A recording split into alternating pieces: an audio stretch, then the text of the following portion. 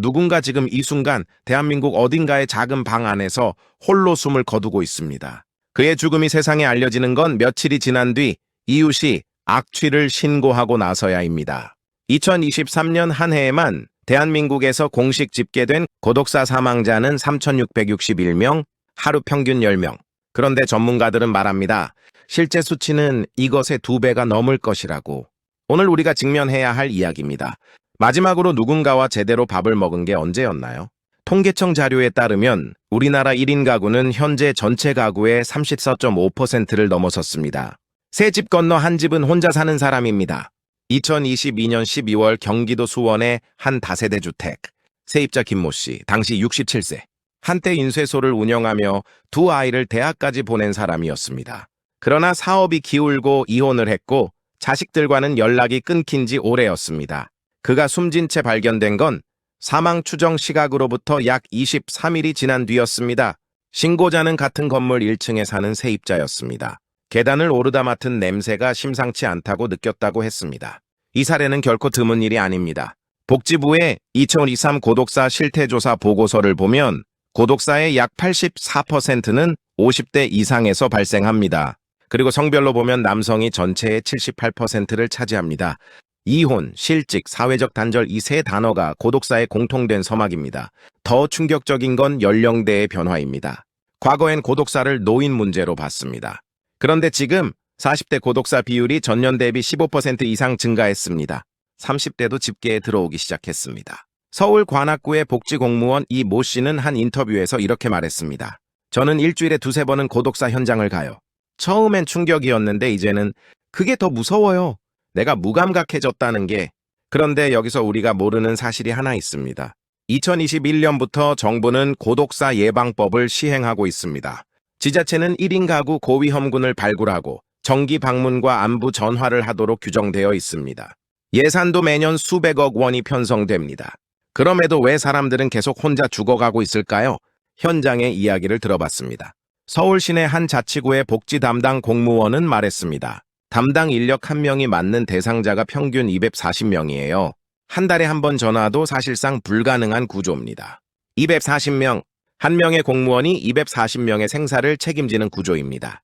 고독사 현장 처리 이후의 이야기도 있습니다. 연고자가 없거나 시신 인수를 거부하는 경우 국가가 장례를 치릅니다. 이를 무연고 사망자 공영장례라고 합니다. 2023년 한 해 무연고 장례 건수는 4,247건. 그런데 여기서 또 하나의 불편한 진실이 있습니다.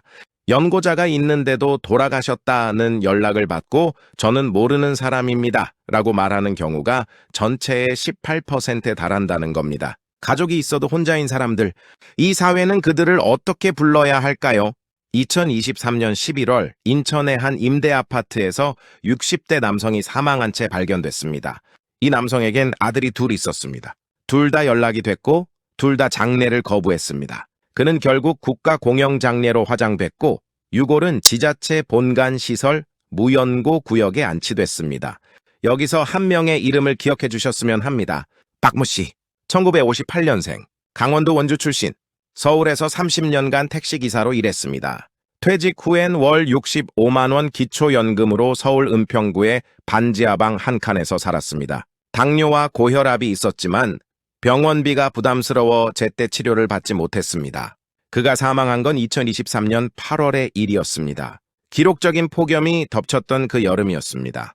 사망 원인은 열사병, 에어컨이 없었습니다. 발견 당시 그의 방 안온도는 38도를 넘었습니다. 선풍기 한 대가 꺼진 채 있었고 냉장고엔 물 한 병과 컵라면 2개가 남아 있었습니다. 그의 사망을 신고한 건 집주인이었습니다. 월세가 이틀 밀렸다는 걸 확인하러 왔다가 발견한 것이었습니다. 이 이야기를 들은 한 시민단체 활동가는 이렇게 말했습니다.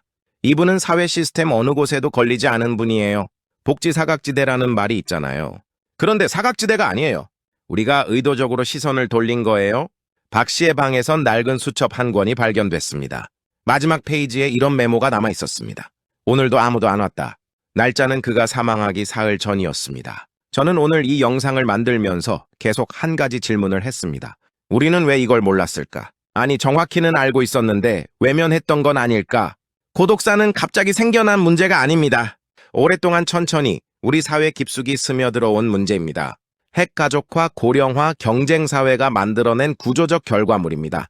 이건 연결의 문제입니다. 우리가 얼마나 서로에게 무관심해졌는지 엘리베이터에서 눈을 피하고 층간소음에 쪽지를 남기면서도 정작 이웃의 이름은 모르는 이 사회. 그리고 한 가지만 기억해 주셨으면 합니다. 지금 당장 특별한 일을 할 필요 없습니다. 오늘 집에 돌아가는 길에 오랫동안 연락 안 됐던 분께 문자 한 통. 오랫동안 못 봤던 옆집 어르신께 요즘 어떻게 지내세요? 한마디. 그 한마디가 누군가의 마지막 수첩에 다른 문장을 남길 수 있습니다. 여러분께 한 가지 여쭤보겠습니다. 지금 이 순간 여러분 주변에 3일 이상 연락이 닿지 않는 분이 있으신가요?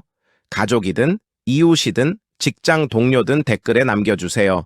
우리가 함께 기억하는 것, 그것도 하나의 연결입니다. 이 영상이 의미 있었다면 좋아요 하나가 이 이야기를 더 많은 사람에게 전합니다. 알고리즘을 이기는 건 결국 사람의 선택입니다. 다음 영상에서는 고독사 직전, 마지막으로 연결의 끈을 붙잡은 사람들의 이야기를 전합니다. 제목은 지금 공개할 수 없지만 이번보다 훨씬 더 놀라운 이야기가 될 겁니다.